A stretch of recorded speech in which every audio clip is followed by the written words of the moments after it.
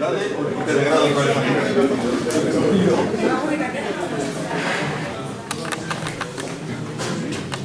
bien, no sé si antes se veía mejor. No, era por duda. Muy bien, hemos dejado ahí en el aire durante el café. Yo no le he dado vuelta, he estado disfrutando del paisaje, de este ratito de sol que el Señor nos está regalando. Pero hemos dejado en el aire esa doble acepción de lo que es servir a Dios, algo que yo hago por amor a Él y a los demás, pero al mismo tiempo desafiando nuestro pensamiento a qué hace Dios con nosotros, ¿no? Que es lo que Yolanda nos estaba trayendo. ¿Para qué estoy siendo útil yo en las manos de Dios? Ese cambio y esos dos pasajes de 2 de Timoteo y de Hechos 9, recordad Hechos 9, el llamamiento de Pablo, ¿recordáis? Y Pablo dice, si fuera en la nueva versión andaluza, diría, este se va a enterar de lo que es sufrir por el Evangelio, ¿verdad? Pero el Señor dice, será instrumento útil. Instrumento útil. Dios necesitaba a Pablo para, ¿recordáis?, ir a los gentiles. Así que el objeto no era Pablo, era lo que Dios quería hacer usando a Pablo para ello. Eso lo ampliaremos mañana, ¿vale? Así que desde ese punto de vista tenemos que ver y entender también el servicio. A partir de ahora, si veis que nos interrumpimos, no nos interrumpimos, ¿vale? Es que interactuamos. Nos gusta, y siempre nos gusta darnos la libertad de que seamos como una conversación entre tres, ¿vale? Así que si escucháis que Yolanda dice, no, pero espera un momento, no lo tomé a mal, hay que ver cómo trata a su marido. Y si yo se lo digo a ella tampoco. Mira, cuando hablamos de obediencia a Dios, que es de donde venimos, y lo traemos al punto de servir o ser de utilidad a Dios, creo que estos 4 puntos tenemos que tenerlos también importantes. Igual que hemos visto la obediencia y hemos visto qué pasa con la obediencia y la motivación de la obediencia, con el servicio creo que debemos de ser también igualmente rigurosos y tenerlos bien en mente, porque a veces se nos olvida, y no solamente se nos olvida, sino que caemos en contradicciones. El texto de Romanos 12:1 lo sabéis de memoria, ¿verdad? ¿Sí? ¿Alguien lo puede leer, no obstante?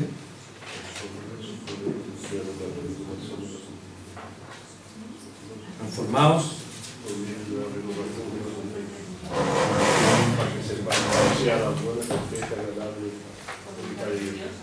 ¿y qué dice de nuestros cuerpos, de ese culto racional? Se habla de presentarlo como un sacrificio vivo. Bueno, si nos paráramos aquí Eduardo y Ana tienen trabajo, que estoy dando un montón de temas para la predicación, ya de aquí mucha, con una serie, Sacrificio vivo. Es un contraste. Pablo está haciendo un contraste con lo que es los sacrificios que se traen al altar. Y dice que nuestros cuerpos son como esos sacrificios, pero con una diferencia. Y es que nuestro sacrificio es vivo. No es un animal que traemos que tiene que ser muerto antes de ser puesto en el altar, sino que de alguna manera es como si nos quemaran vivos, si nos estuviéramos quemando voluntariamente vivos para el Señor. Y os digo que en el servicio nos quemamos vivos, literalmente. El fuego sube, pero todo en verano. Pero fijaos la rotundidad con el que Pablo habla. Y sabéis que Pablo era muy de totales, es todo o nada. Parece que todos son contrastes y todos son extremos, ¿no? Un sacrificio vivo. O sea, es que servir al Señor requiere sacrificio, no es siempre agradable y a veces tenemos que sacrificarnos a nosotros mismos, ¿verdad? Para servirle a Él o a los demás.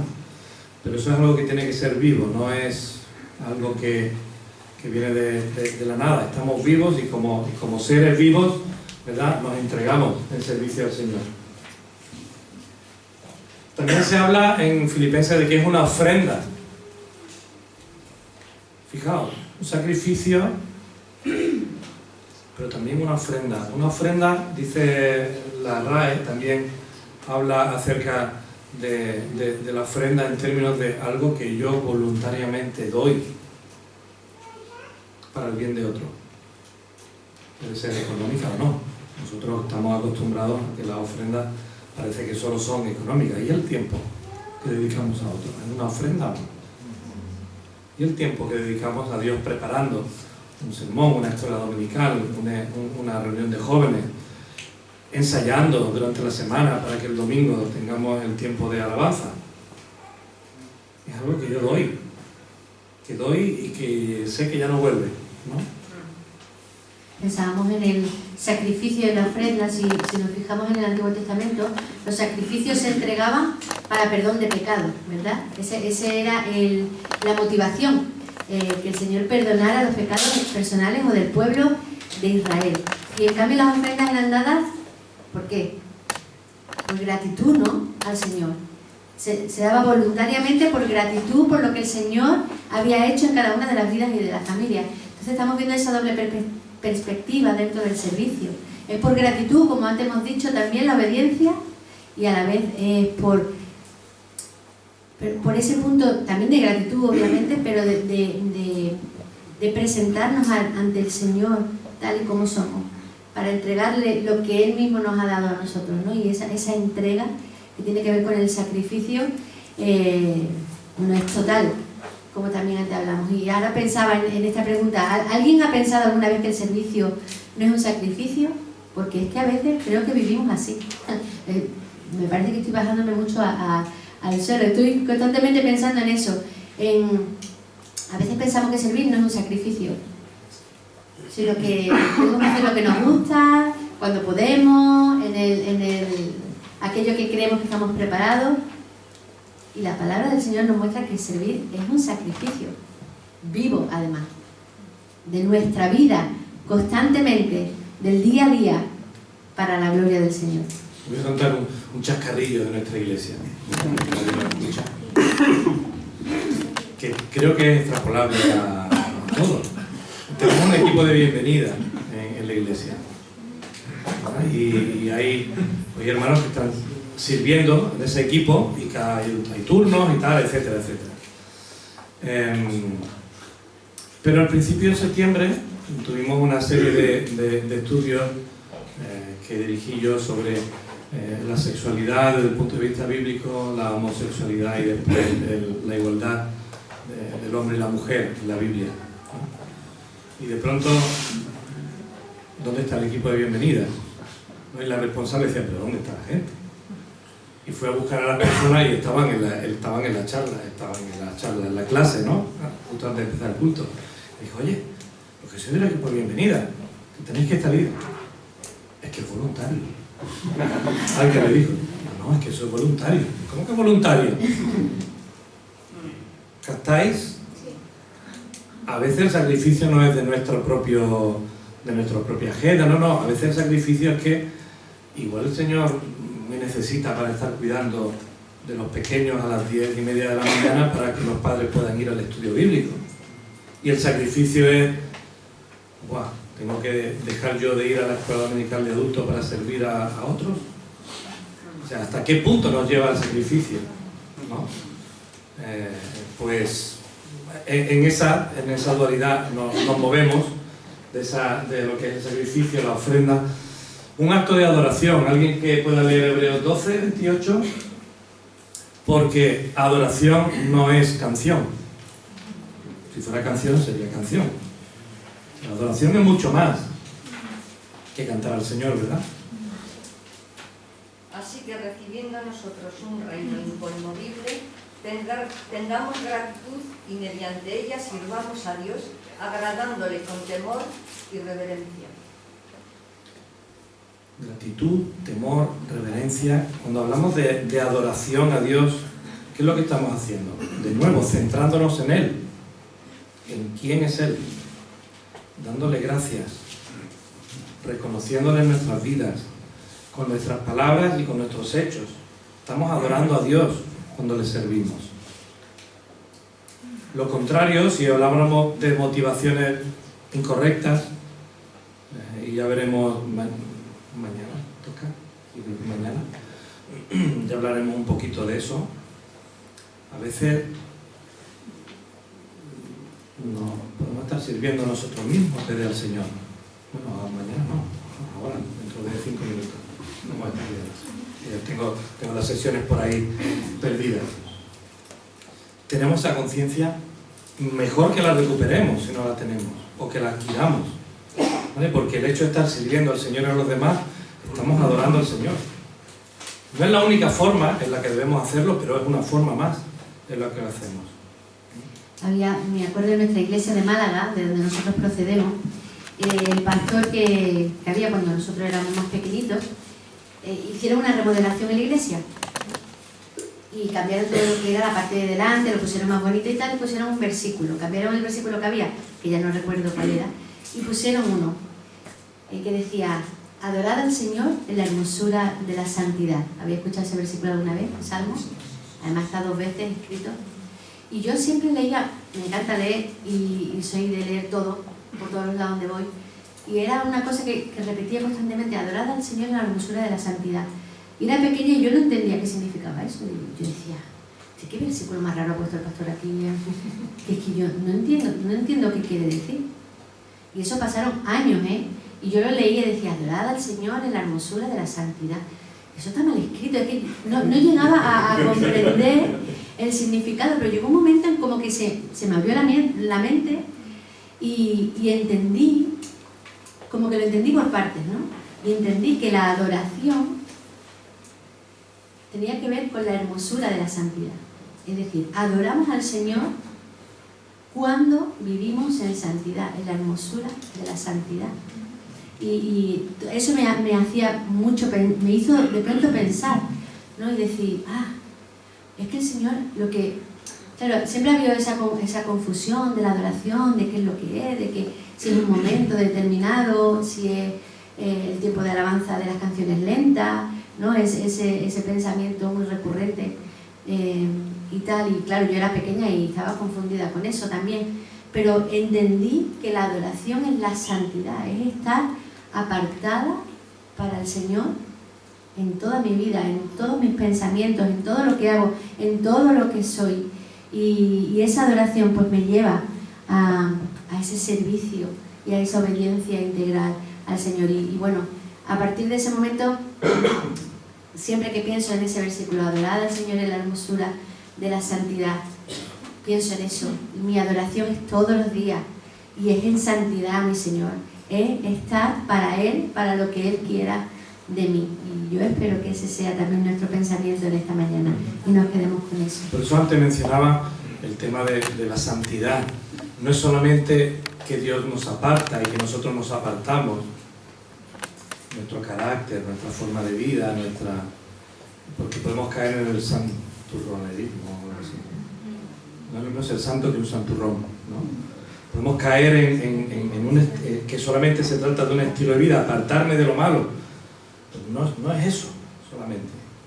Es que desde ahí, desde esa obediencia al Señor, para impactar al mundo, para impactar a los demás, servirle desde esa santidad, ¿no? Por eso cuando se habla de la santidad en la palabra, dice que, pues, pensamiento recurrente, que Dios puede usar un vaso de barro o de madera o de oro, pero lo que no puede usar es un vaso sucio, ¿no?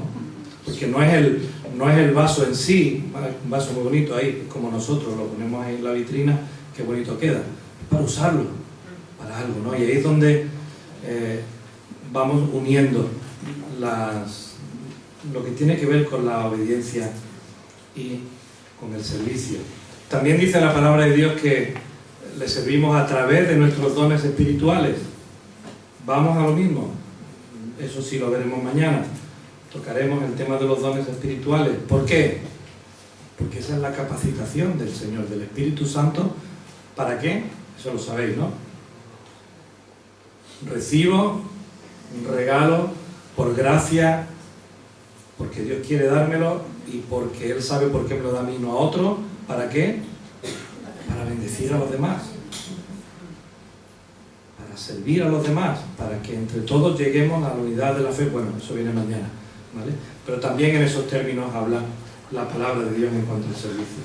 Que antes se nos quedó pendiente leer el 2 de Timoteo, que estaba ahí escrito, y que también Rosy me hacía un poquito referencia a ello, y ahora diré por qué.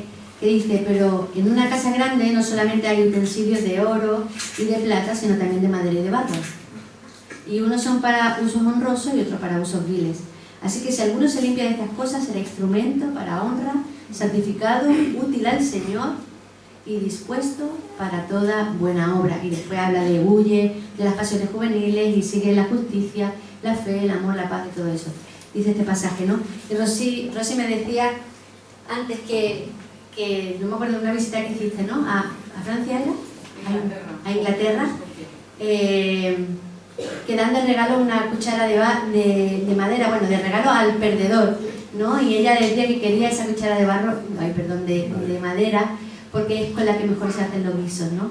Y me hacía pensar al decirme eso, que nosotros somos esos instrumentos de barro o de madera en las manos del Señor, y que Él, o sea, lo que importa no es el instrumento, sino lo que importa es quién toca el instrumento.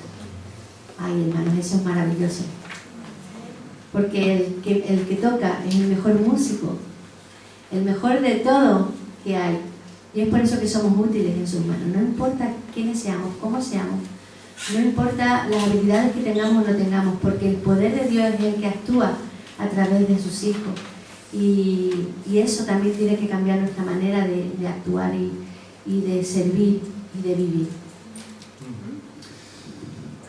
Os veo muy inquietos, muy parados, muy atentos, está bien, pero que estéis con interés, pero la pregunta 3 creemos que es la importante.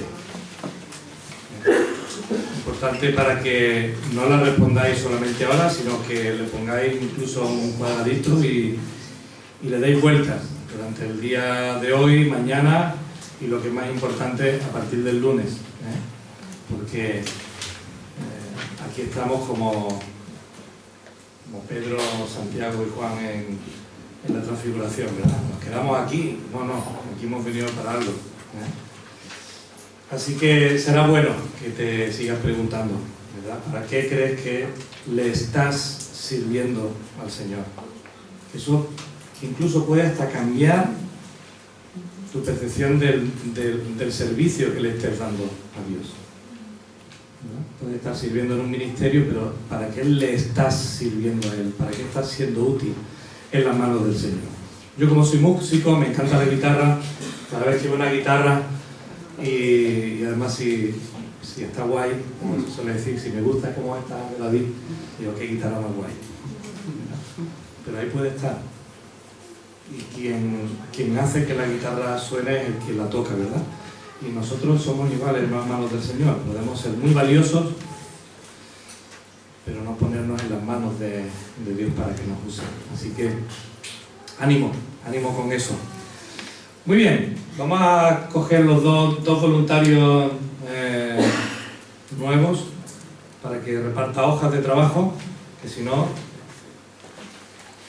quedáis sin papel. ¿Alguien que nos pueda ayudar a repartir? Ahí está el 2 y el 3, ¿no? No. A ver, no, ahí está la otra receta.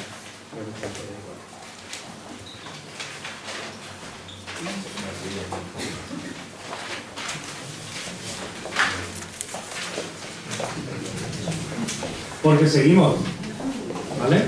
Así que voy cogiendo las hojas y continuamos.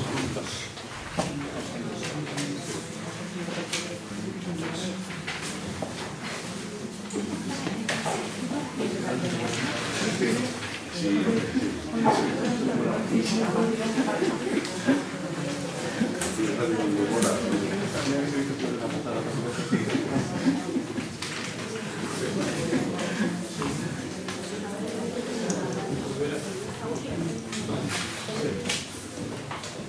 no ha escrito la respuesta a la pregunta 3, la tiene, la puede escribir, mejor escríbela que después no se olvide, ¿vale? En la página 1, esa pregunta, ¿para qué le estoy sirviendo al Señor? Después madurar está bien, pero si no, me la escribiendo.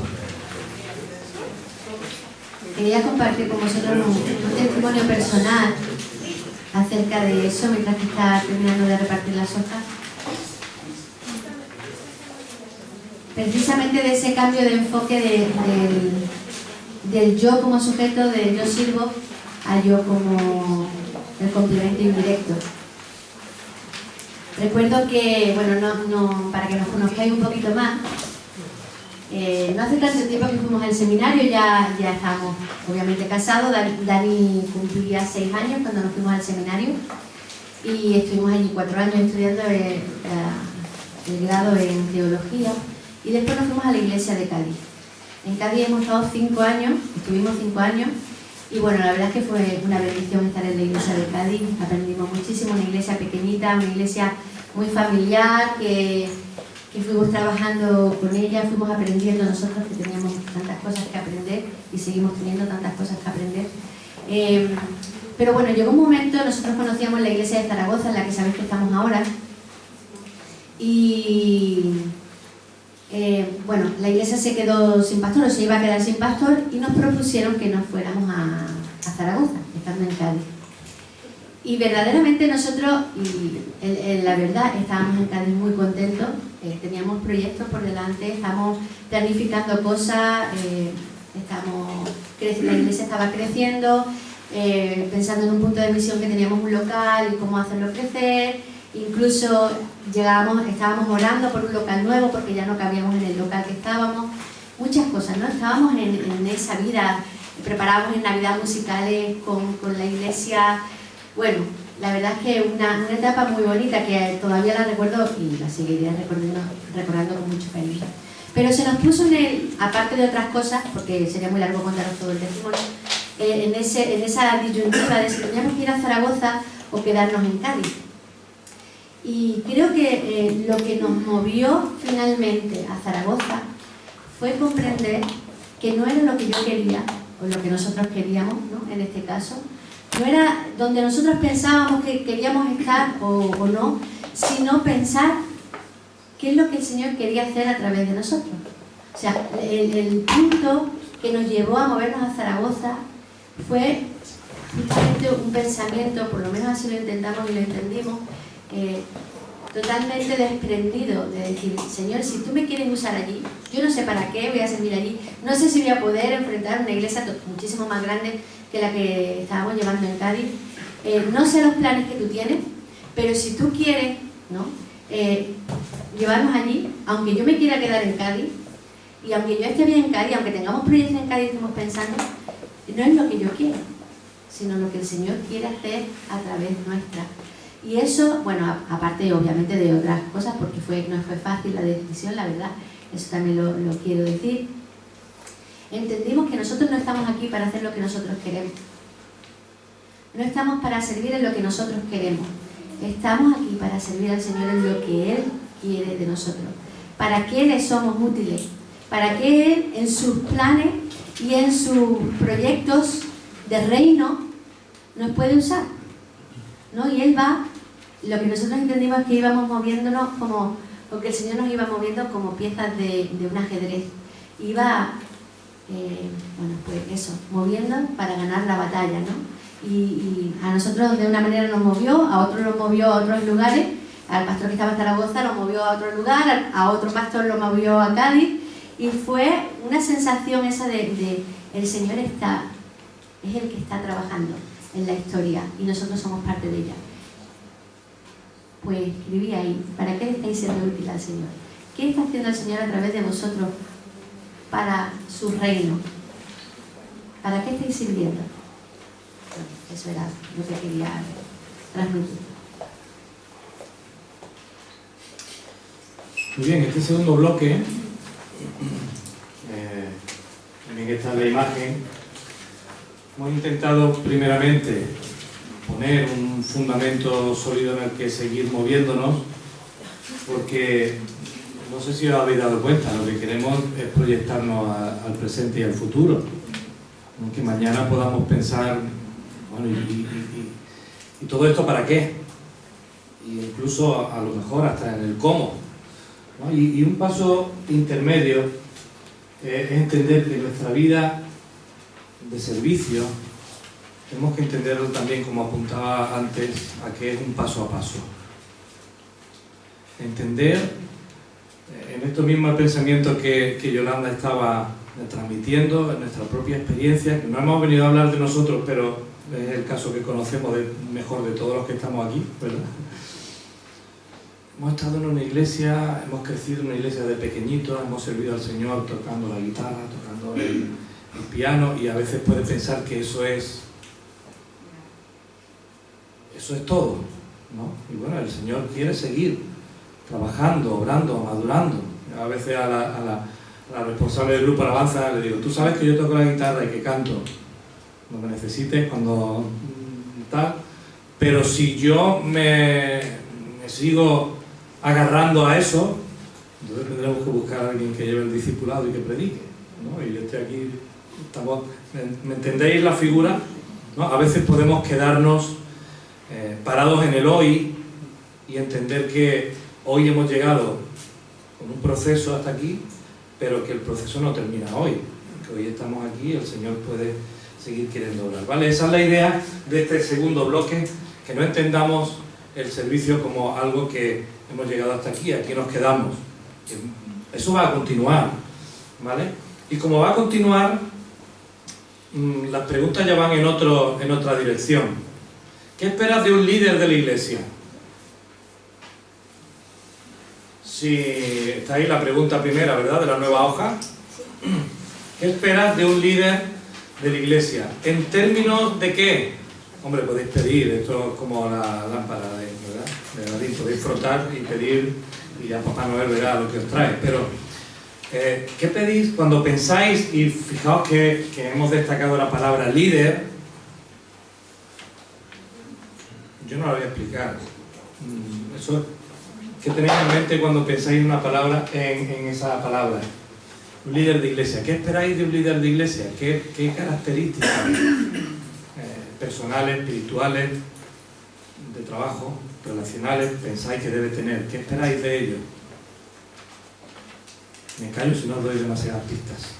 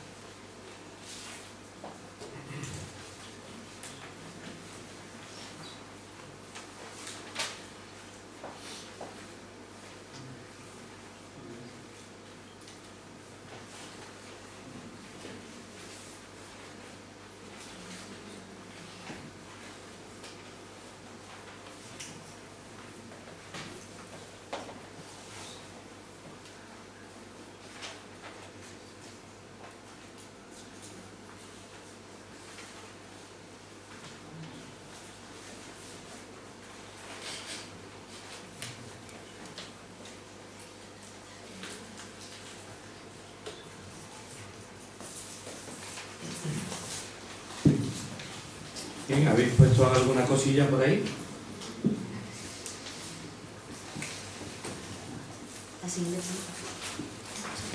Pues la segunda pregunta, que también la tenéis debajo, ¿Qué esperáis de un siervo de Dios?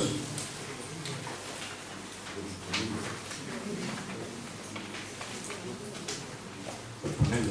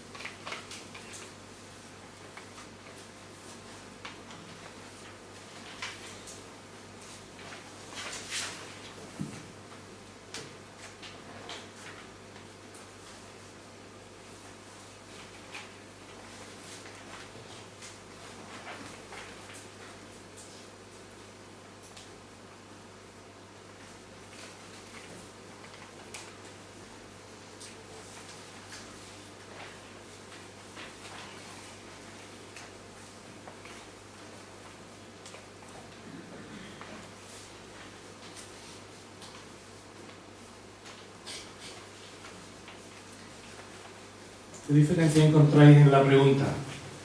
Si voy pasando hacia adelante y atrás, ¿qué diferencias hay entre una pregunta y otra?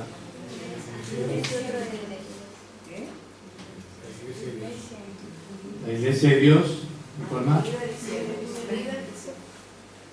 Vale. Por jugar un poco con el mando. ¿Alguien que quiera compartir qué espera de un líder de la Iglesia?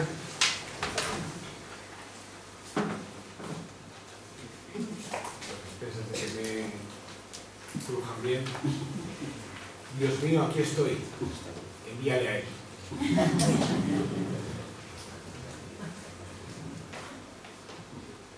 Interesante. Me ha dejado pillado. Ojo ahí, se me ha dejado todo loco.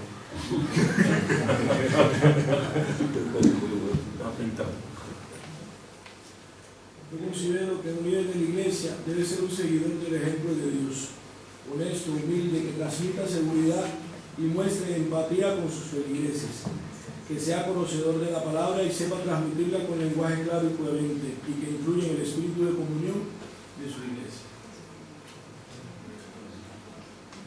Pues cuando leí la pregunta me sentí tentada a escribir una lista gigantesca, pero llegué a la conclusión de que lo que espero de ese líder es todo lo que yo no soy capaz de ser, y creo que eso es un punto a reflexionar, ¿no?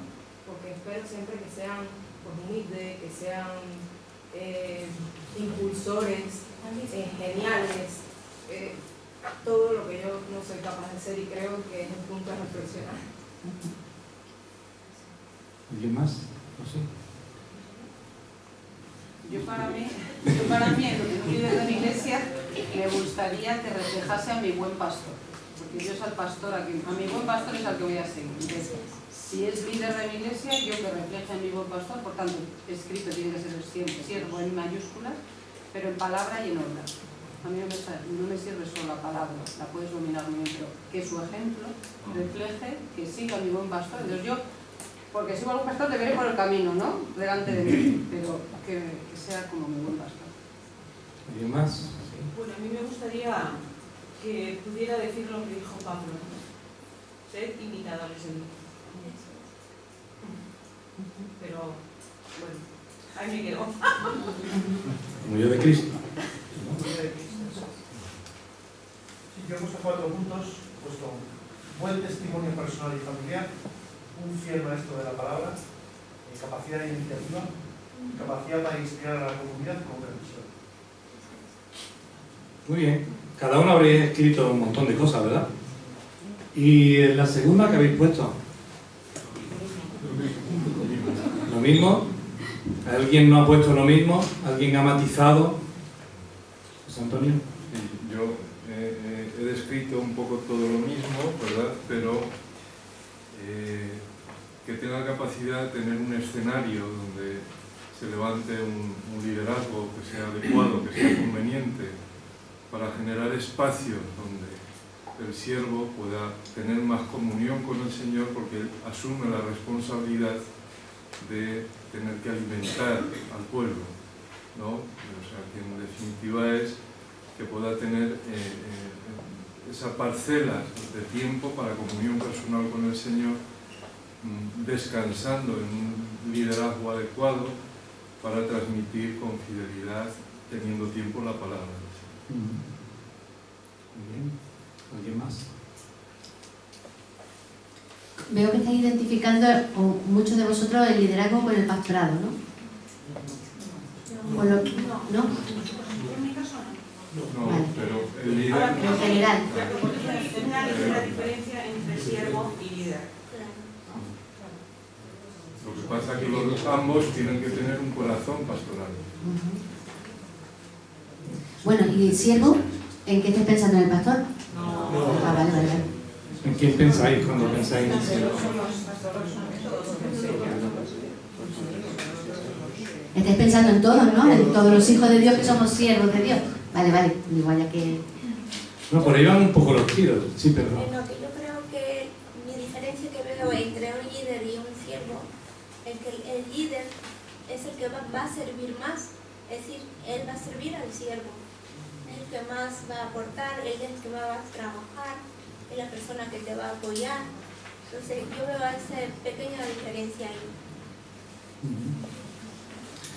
Mira, aquí no, la intención no es dar una última, como ya he dicho antes, una última palabra de sentencia, ¿no? Esto es lo que pensamos y fuera. Cuando pensamos y reflexionamos en las características, muchas de ellas que vienen en la palabra del Señor, muchas de ellas, como en el caso de la carta de Tito,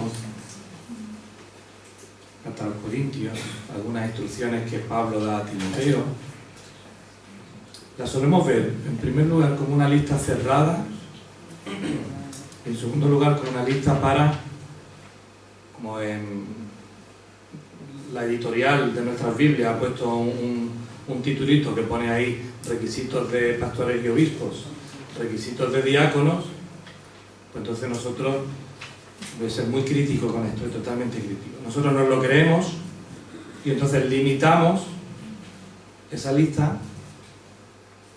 Aquí esa lista es para los obispos, los pastores y para los diáconos. Y además lo hacemos como un checklist, ¿no? A ver si cumple, a ver si cumple, a ver si cumple, a ver si cumple, a ver si cumple, a ver si cumple, vale. Mirad, hermanos, la palabra de Dios nos dicen que características como la responsabilidad, la constancia, la seguridad, buen testimonio, la fe, el ejemplo, el fruto del Espíritu, la pasión por Dios, la integridad, compromiso con la Iglesia, la humildad, empatía, consejo, obediencia a Dios, respeto a todos, conocimiento de la palabra, etcétera, etcétera, y el amor, esas son características que yo tengo que tener como cristiano, como hijo de Dios. Cuando hablamos de siervos, estamos hablando de todos los que estamos aquí, que somos siervos del Señor. Porque si no lo entendemos así, o yo no soy siervo, o él no es Señor. Si no lo entendemos así, o estamos llamando al Señor en vano, ¿por qué me llamáis Señor, Señor, si no hacéis lo que yo os digo? Dijo Jesús. ¿Estamos usando su nombre en vano?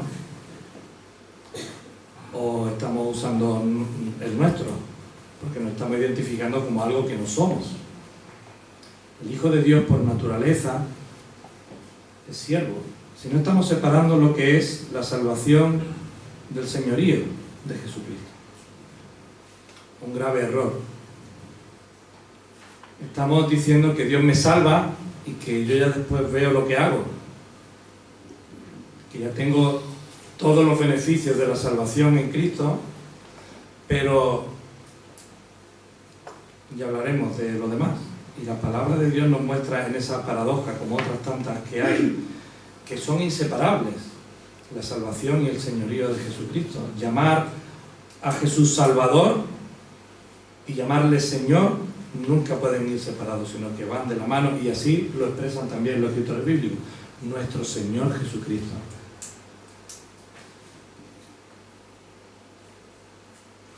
Es cierto que cuando pensamos en líder, estamos pensando en alguien que está liderando. Y A mí cada vez menos me gusta esa palabra, porque creo que el rol que Jesús destacó en su palabra es que entre vosotros no será así.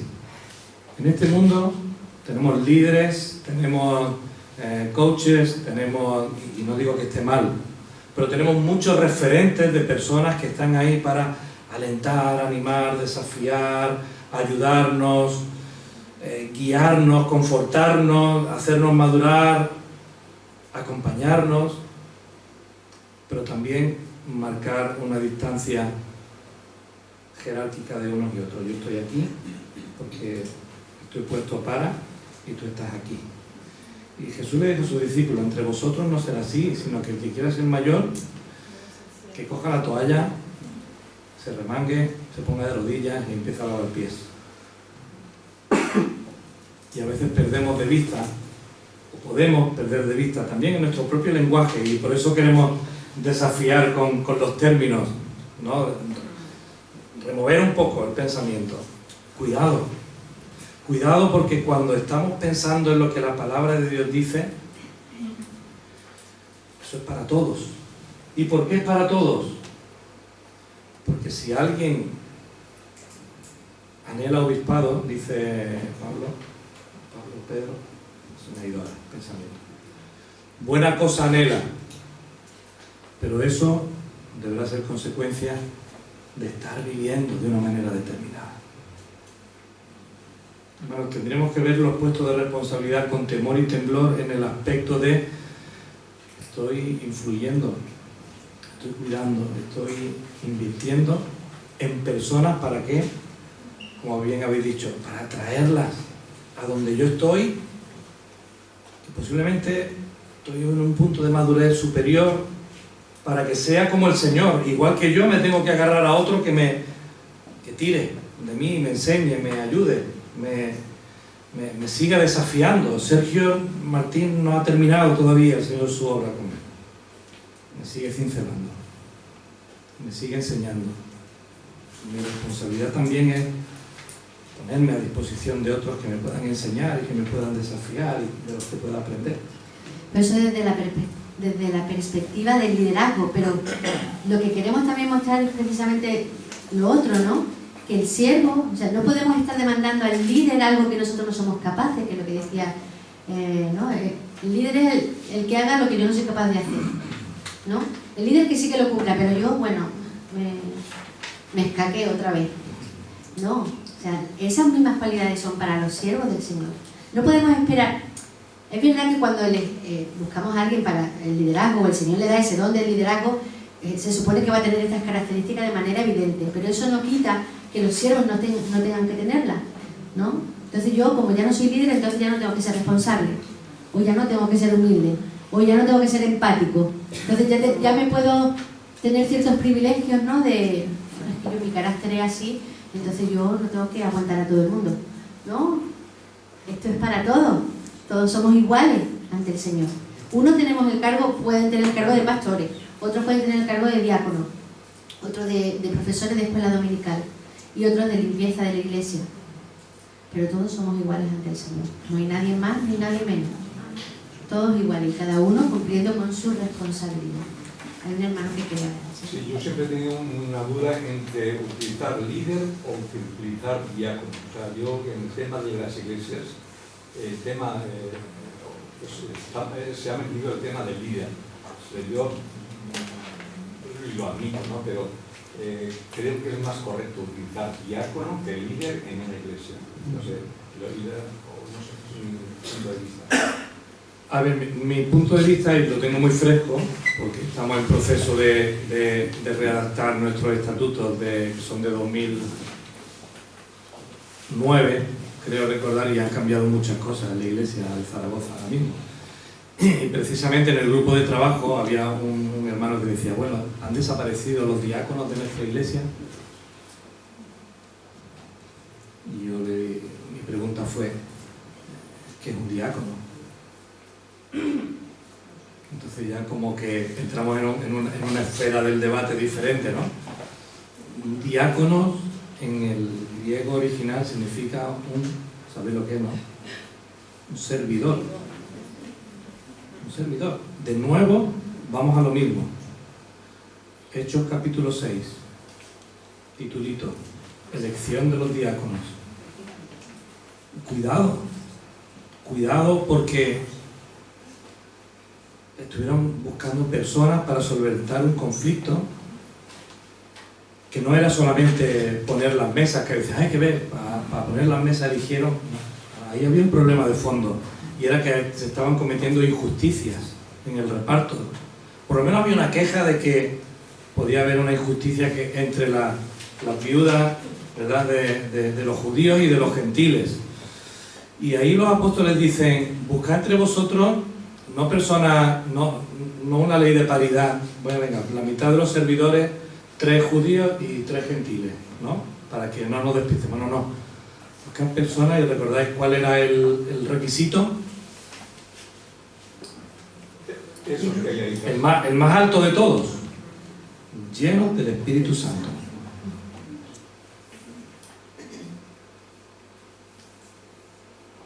Con el desarrollo de la iglesia, conforme las iglesias van creciendo, aparecen personas puestas en responsabilidad, a las cuales se les llama diáconos, servidores, que con el desarrollo nosotros hemos convertido en los líderes de la iglesia. ¿Me estoy explicando? Estoy siendo muy simplista, lo sé, y si alguien después escucha este vídeo, que la intención no es hacer un reduccionismo simplista, sino simplemente mostrar que lo que acabaron siendo servidores para solventar un problema, cuando la iglesia se empieza a estructurar y necesita personas de referencia, esa misma palabra es la que se usa después. Es la palabra que se usa para definir a Febe y otras muchas mujeres que están sirviendo en la iglesia, ¿no? A mí la palabra líder pues no me gusta especialmente. Intento evitarla siempre que puedo. La he puesto aquí por contraste, pero me molesta. Porque creo que todos somos servidores del Señor. Lo que sí, o sea, el nombre puede ser cambiable. Nosotros en nuestra iglesia son directores de ministerio. ¿Por qué? Pues porque la iglesia la tenemos organizada en ministerios, y una persona que dirige ese ministerio. Vale, otras iglesias le llaman servidores, otras iglesias le han puesto ministros, otras iglesias les llaman...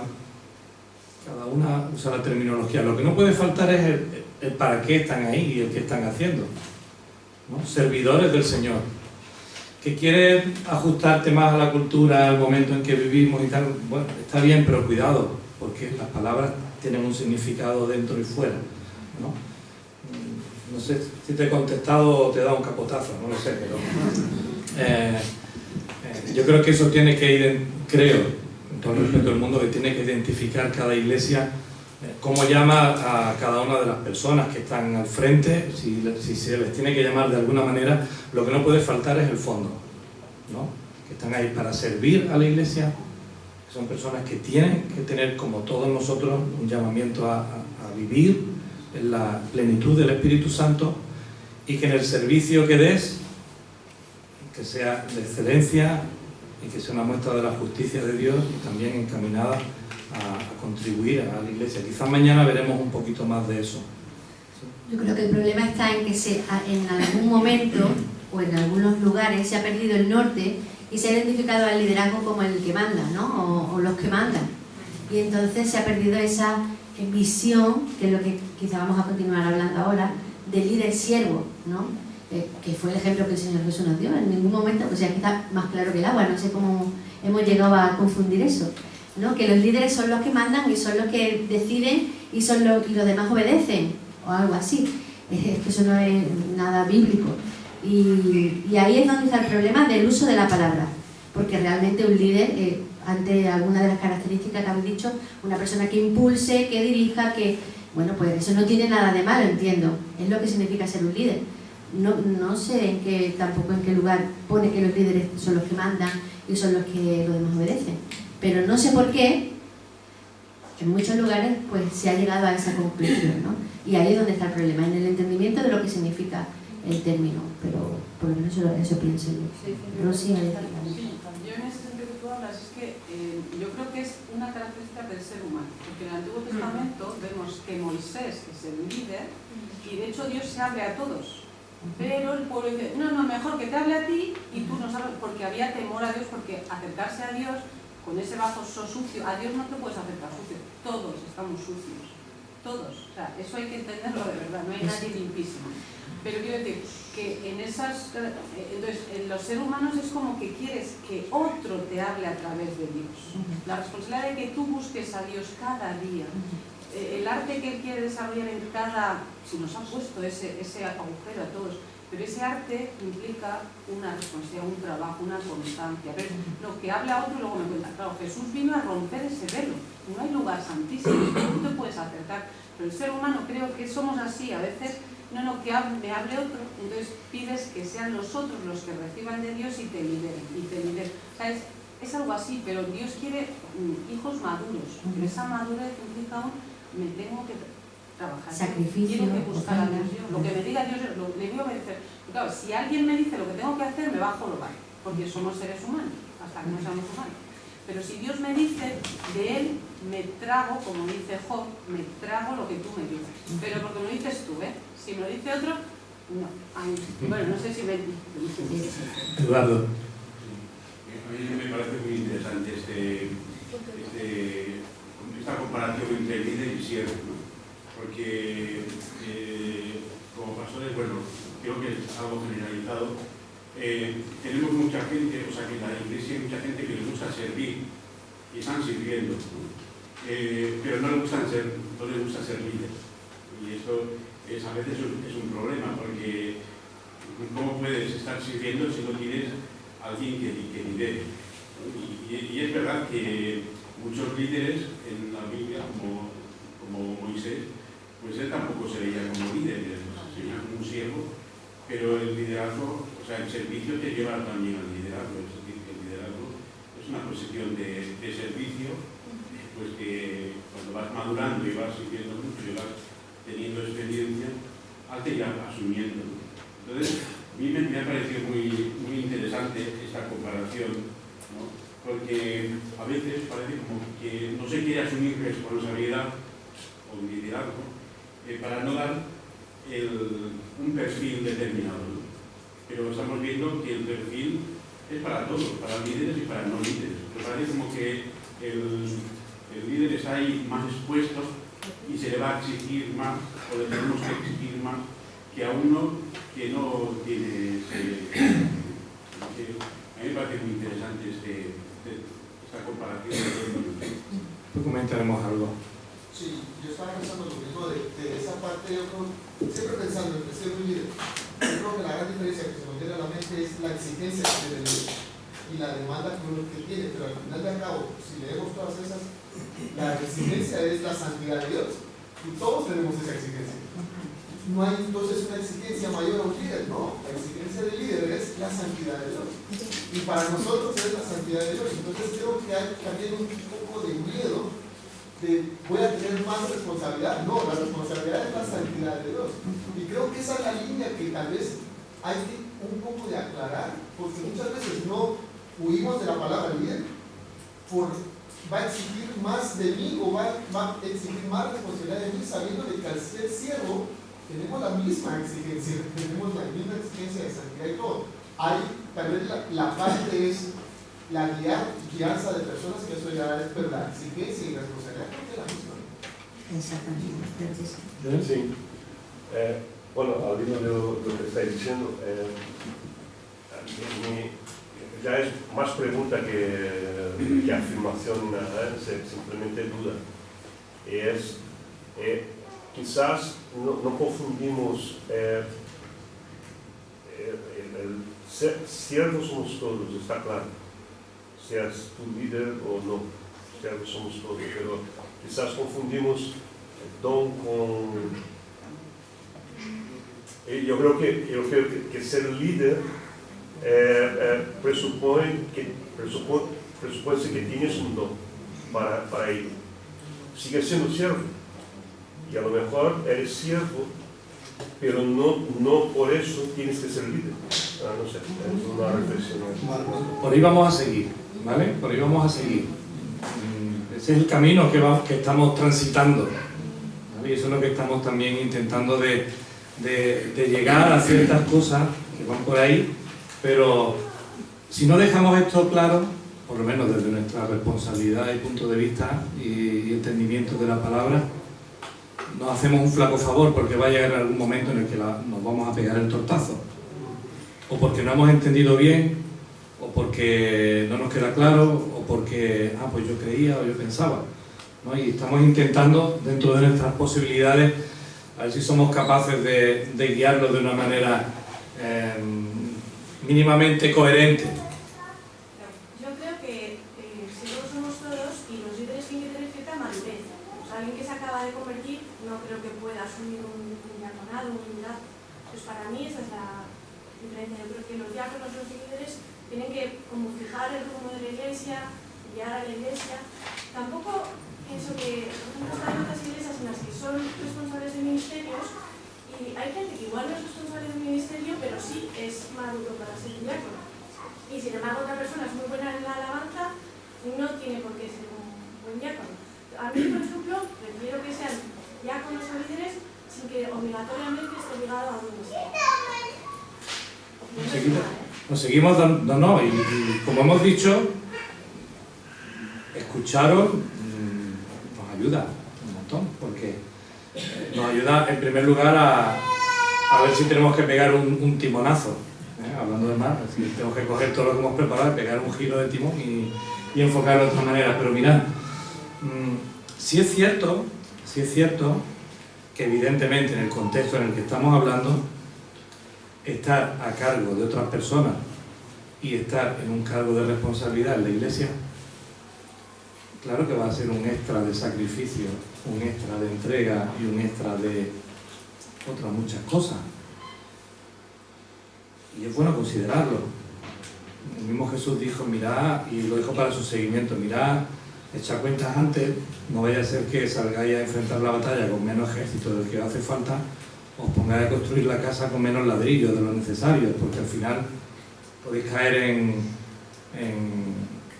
no en desgracia, sino en descrédito, ¿no? Que se rían y digan, mira este que empezó y mira lo que le ha pasado. Es decir, esa parte no podemos negarla, cuando estamos hablando de cargos de responsabilidad, pero eso es una cosa, y otra cosa es que se les exija per se, simplemente porque sean, o lo tengamos como líderes de la iglesia, un estatus de semidivinización al que nosotros no tenemos por qué llegar, ¿no? Sin más.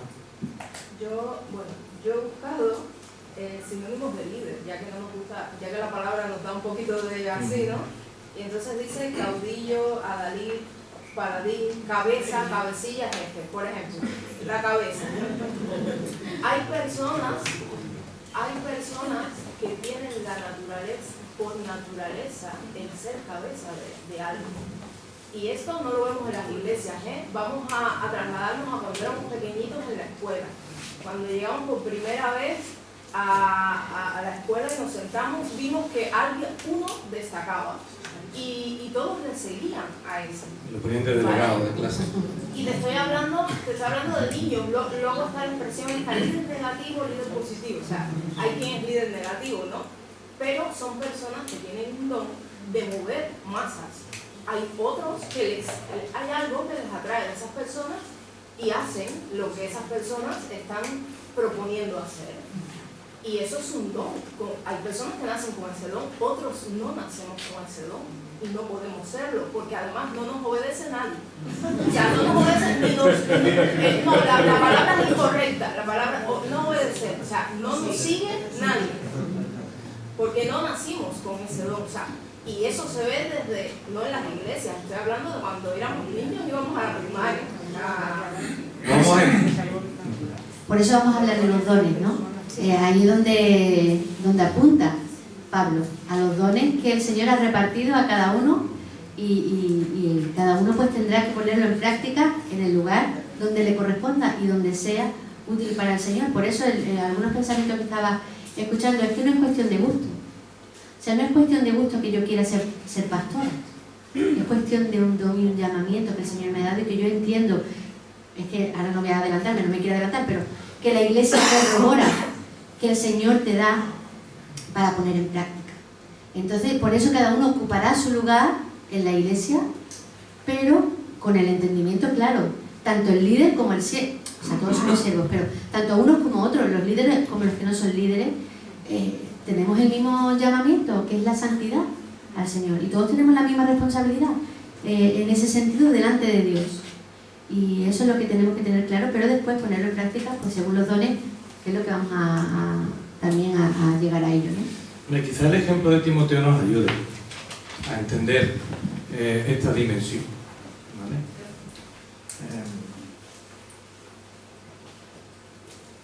Comemos en 20 minutos, así que os vamos a pasar los PowerPoint.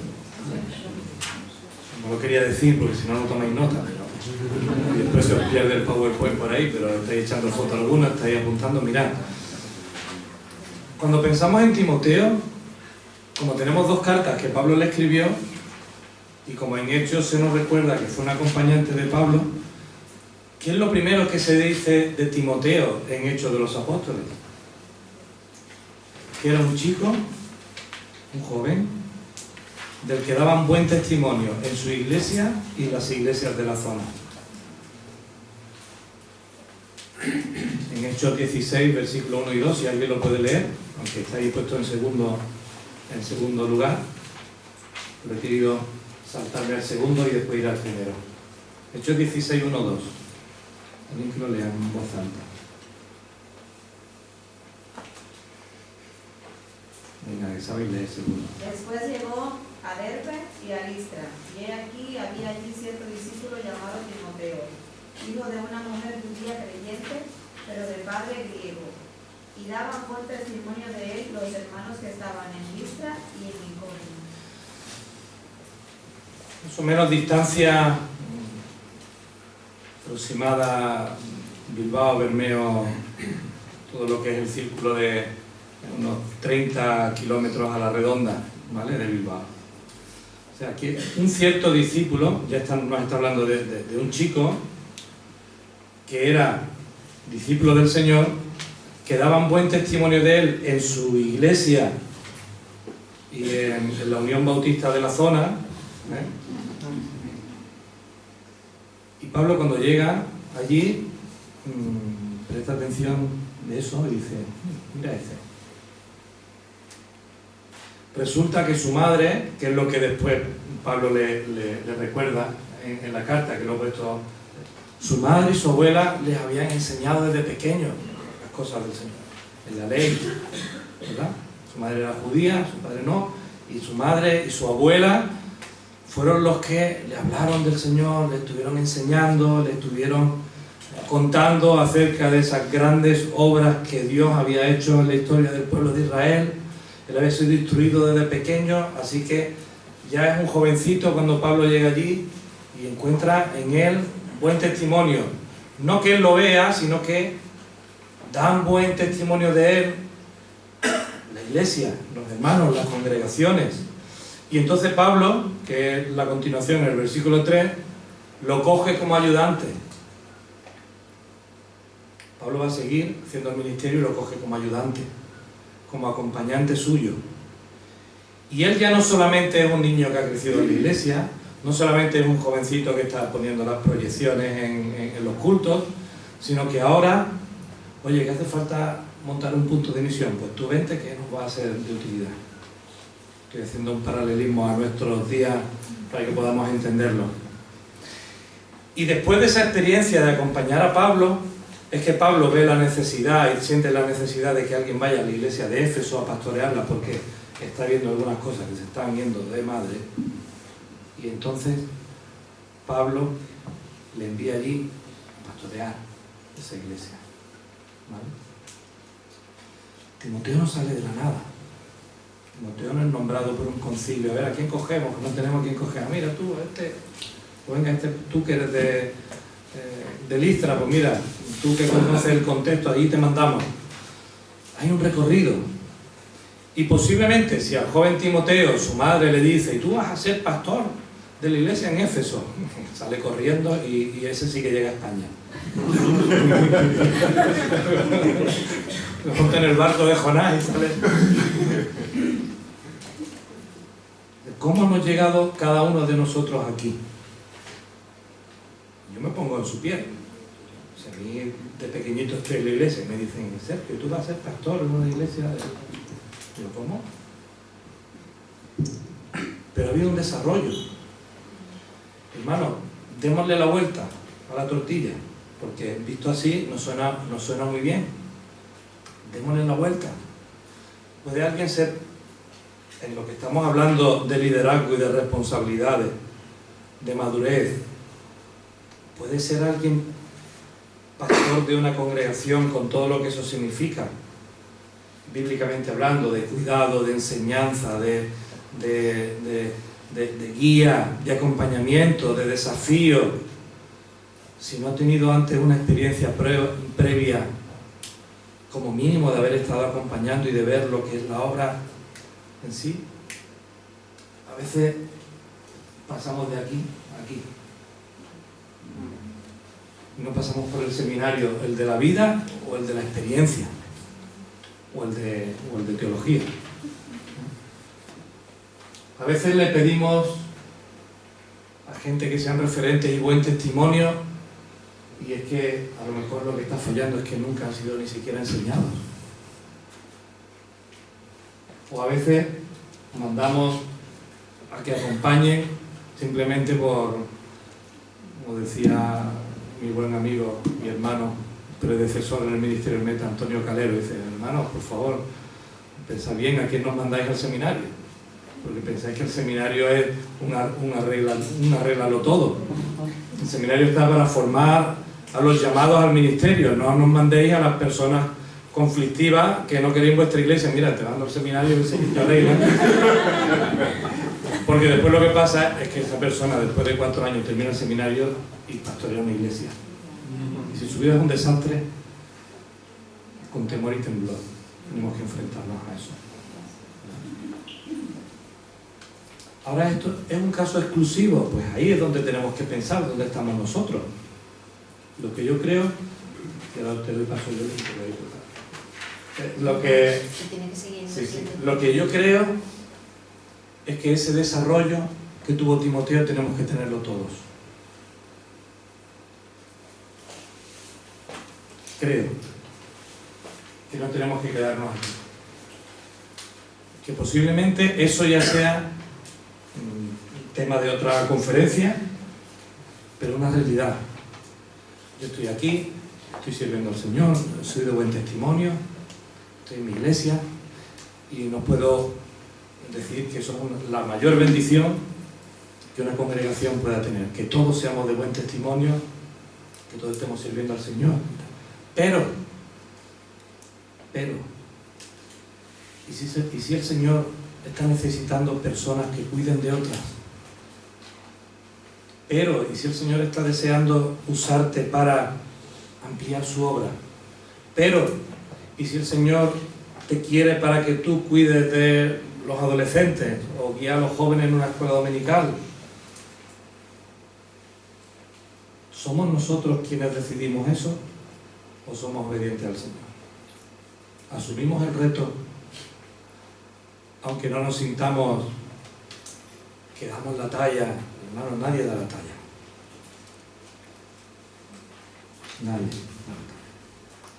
Pero el Señor quiere obrar en nosotros. Y lo que no podemos, y al menos yo así lo he entendido en mi vida, lo que no podemos es retener lo que el Señor quiere hacer en mi vida por miedo, por el sacrificio que me va a costar, porque si voy a tener que dejar mi casa, porque a dónde voy a vivir, y de quién me va a sustentar, y qué va a pasar con mi trabajo, quién va a cuidar de mis hijos. Cuando ponemos todo eso delante, evidentemente, no hay posibilidad de desencajarlo, a menos que demos ese paso de fe y venga, vale, Señor, ya que estoy, tú me quieres usar para eso, no doy la talla, me prepararé. No estoy preparado, buscaré formación. No tengo tiempo, voy a organizar mi agenda. ¿Quién va a cuidar a mis niños? Señor, lo pongo en oración y obra tú milagrosamente. ¿Estoy transmitiéndolo de una manera entendible? Sí. A veces son las excusas o nuestras propias limitaciones las que determinan si servimos al Señor o no. Si damos ese paso de madurez. Hermano, la madurez no es algo que te cae como en los videojuegos, ¿no? Una cajita que viene volando y tú con el mandito te pones debajo, ya más 2 puntos de nivel. La madurez es el paso de asumir ese reto, ¿no? Y el Señor está ahí, y no olvidemos, vamos atrás, el Señor es el que está ahí, el Señor quiere bendecirnos, la obediencia es bendición, hemos dicho, el servicio es inseparable de la obediencia. Quizás nos toca ajustar un poquito nuestras tuercas, nuestras antenas, nuestra wifi, ¿verdad?, para tener cobertura. Una vez aprendí que me enseñaron a no decir que no a nada. A veces me arrepiento, pero sí que lo aprendí de jovencita, porque eso me ayudó a cosas que no sabía hacer y que os puedo asegurar que no tenía ni idea de cómo hacerlas. Decir sí, si hago falta para esto, lo hago. Y eso me ha llevado a estar preparada en muchas cosas que no hubiera estado preparada si no hubiera dicho que sí a realizarlas. Y todos estamos en ese es el proceso del que estamos hablando. No todos llegamos a saber de todo así de manera mágica, sino que ese proceso de aprendizaje, de preparación, de exponerse, de currárselo y de hacerlo y de querer hacerlo, ¿no? Y eso al final pues te da, pues mira, pues ha hecho esto, ha hecho otro, sabe esto, sabe inglés, sabe... Pues yo no me estoy refiriendo a mí, en lo que sea, ¿no? Sabe tocar el piano, sabe dirigir campamentos, sabe no sé qué, te ha preparado eso, tiene un título de no sé cuánto, tiene un título de no sé qué. Bueno, pues porque hay que currárselo, hay que trabajárselo, porque el Señor se merece lo mejor de nosotros. Lo mejor, lo mejor. A veces no es mucho, pero si es lo mejor, pues eso es lo que, esa es la ayuda que da, ¿no? Todo lo que tiene. Poquito para algunos, pero todo lo que tenía era mucho para ella. Así que ese pensamiento, no digáis no a nada. Si se os pide que sirváis en algo, no digáis que no. Prepararos, porque si se os ha pedido es porque se ve en vosotros esa capacidad y ese poder hacerlo, ¿no? Bueno, eso lo hablaremos los dones, que no me quiero decir. Mira, en ese proceso, ¿qué cosas? Son cosas que ya sabemos, ¿vale? Quizás las estamos poniendo en orden, pero ya las sabemos. Parábola. En lo poco has sido fiel, sobre mucho te pondré. No critiquemos demasiado a los políticos, bueno, sí. No critiquemos demasiado. Si yo estuviera, no, si tú estuvieras nada. Si tú estuvieras, habrías tenido un recorrido también. Así que, hermano, es consecuencia también de lo que el Señor quiere hacer con nosotros. Su obra, su reino, Él quiere ponerlo en las manos más confiables, la de aquellos que ponen a trabajar, a producir. Evidentemente, hablábamos antes de liderazgo, en los términos de responsabilidad en nuestra iglesia. Pablo le dice a Timoteo, oye, ten cuidado a los que buscas. Primero, que sean puestos a prueba. Y a mí no me gusta verlo en términos de vamos a ponerlo a prueba en este área a ver si funciona. Algunas veces sí, pero puestos a prueba a mí me habla de que sea, como hablábamos antes, un testimonio, pero también de una dinámica, que ya ha venido en una dinámica de trabajo. Me ha encantado ver aquí a David esta mañana y a... ¿cómo le doy su nombre? Mariane.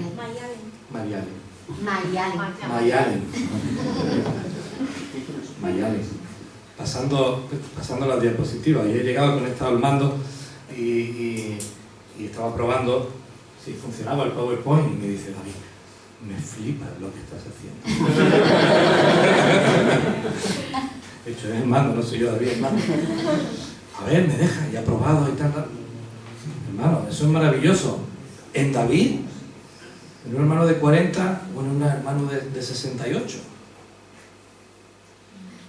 El hecho de el asombro de que eso que tú estás haciendo yo lo puedo hacer, y el logro de poder hacerlo, ¿no? Y cómo todo eso revierte en nuestras vidas. Bueno, un maravilloso mundo de la educación, ¿vale? Pero ¿hasta dónde? Hasta ser diácono, hasta ser pastor, hasta ser presidente de la asociación, de la UEBE o de la... que siempre estamos poniendo cosas por encima, ¿verdad?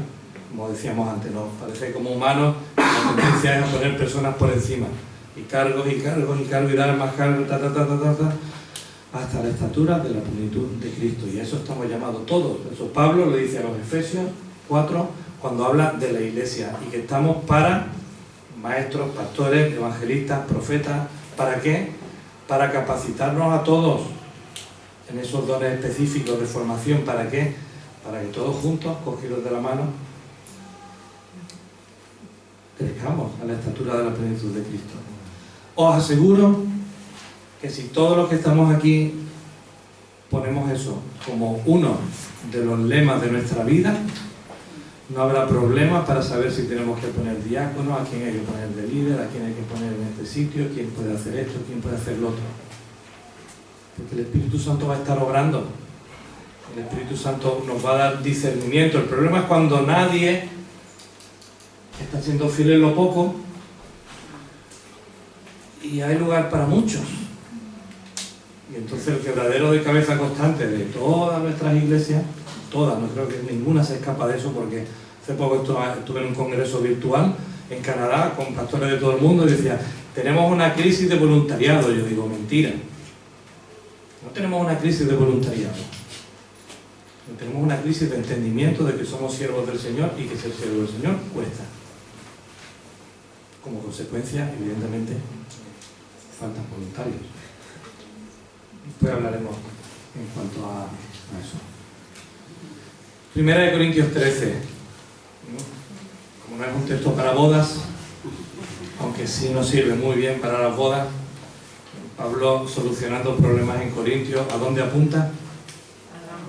El amor, los unos por los otros, es la solución a todos los problemas de la iglesia, de la vuestra, de la mía y de la de todos. Pero ahí habla del amor de una manera muy práctica, ¿verdad? El amor es, casi no se va a decir, sufrido. Hay que sufrir amando al Señor y sirviendo al Señor. Claro que se sufre. Mis padres están en Málaga y yo estoy aquí. 1000 kilómetros de diferencia. Eso se sufre de una manera tan práctica como esa. Es benigno. Es difícil a veces hacer el bien a los demás. Más de 70 veces 7. No se envanece. Nos envanecemos en el servicio al Señor. No tiene envidia. Hay envidias entre ministerios. Hay envidia entre personas dentro de entre el guitarrista principal y el solista. Hay envidia. Hay grupos de música que se han dividido porque uno pensaba que estar haciendo así era un rollo, mientras el otro estaba... Claro, todo mérito el del solo. ¿Y la base dónde estaba? ¿No? Hermanos, con esto pasa lo mismo. Y podemos seguir profundizando en 1 Corintios y lo veríamos. 5 minutos y hacemos un vistazo general, porque hay un autotest por ahí. En las hojitas que hemos repartido en la parte de atrás,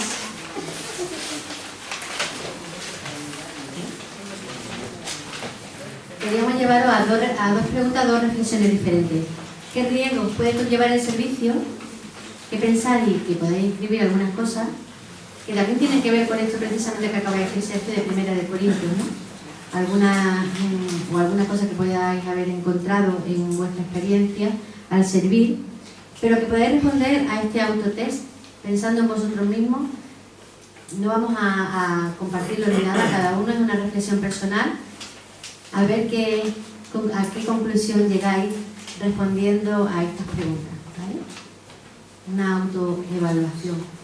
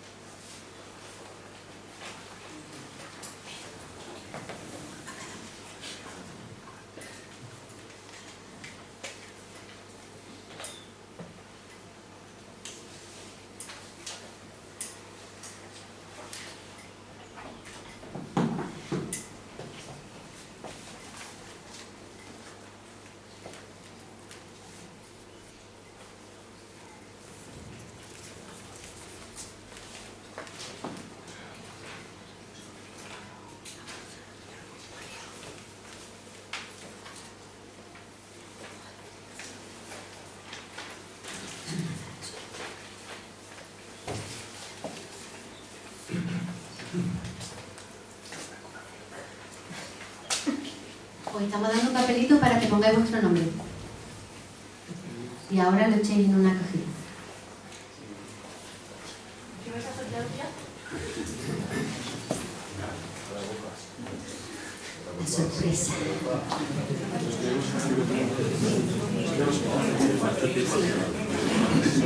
Tenéis que escribirlo que se entienda para que otra persona cuando coja los papelitos entienda el nombre que es, ¿vale? Ponéis nombre y apellido, por favor, por si acaso hay nombres que se repiten, que los hay.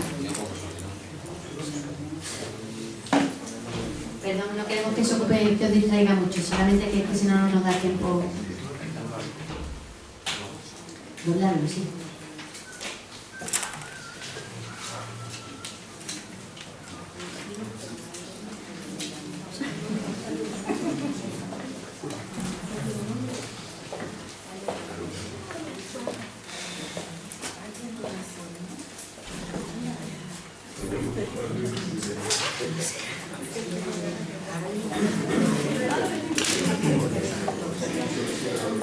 La comida es a la 1:30, ¿verdad? Es decir, en 1 minuto, ¿no?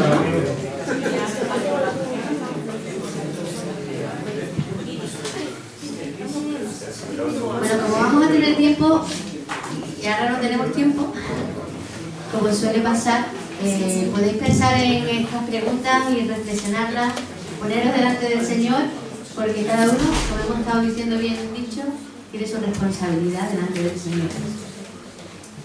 Lo que estamos haciendo, queremos hacer algo especial esta tarde, o algo diferente. Esperamos que lo podamos hacer y sea especial. Vamos a hacer una especie de amigo invisible. ¿Todos saben lo que es un amigo invisible? Sí, ¿verdad? Pero en vez de un regalo, lo que vamos a hacer es que cuando cojamos el nombre de la persona que nos toque, vamos a pensar en esa persona, si la conocéis, ¿no? Que creo que será en el caso de la mayoría, la conoceréis, que podáis decirle, en un encuentro que vamos a tener esta tarde a las 7, vamos a poder hablar, todos hablar unos con otros, y poder decirle a esa persona algo bueno, algo que haya sido de bendición para ti de esa persona, o una palabra de ánimo, o un versículo que el Señor ponga en tu corazón para esa persona, si la conoces porque sabes por la situación que está pasando, si no la conoces, pues lo que el Señor ponga en tu corazón, porque algunos nos vamos a encontrar con esa disyuntiva, ¿no? De que a lo mejor nos va a salir un nombre que no sabemos quién es. Entonces, vamos a hacer ese amigo invisible, pero el regalo que va a ser nuestras palabras buenas. Y si ha significado algo especial en tu vida porque te bendijo, yo que sé, el día que llegaste a la iglesia fue la primera persona que te recibió con cariño y te dio un beso, yo que sé, ¿no? Y lo que eso significó para ti, vamos a tener como 1 minutito por persona para que no nos dure demasiado tiempo, sino tengamos más o menos el tiempo controlado. Y vamos a tener ese tiempo de bendecirnos mutuamente, ¿vale? Unos a otros en esta tarde. Una pregunta. Mi mujer va a llegar ahora a la tarde. Pues apunta su nombre. Sí. Y entonces ahora, conforme vayamos saliendo, allí está la caja con los nombres, cogéis un nombre, si os tocáis a vosotros mismos, pues podéis deciros lo guapos que sois, pero volvéis a dejar el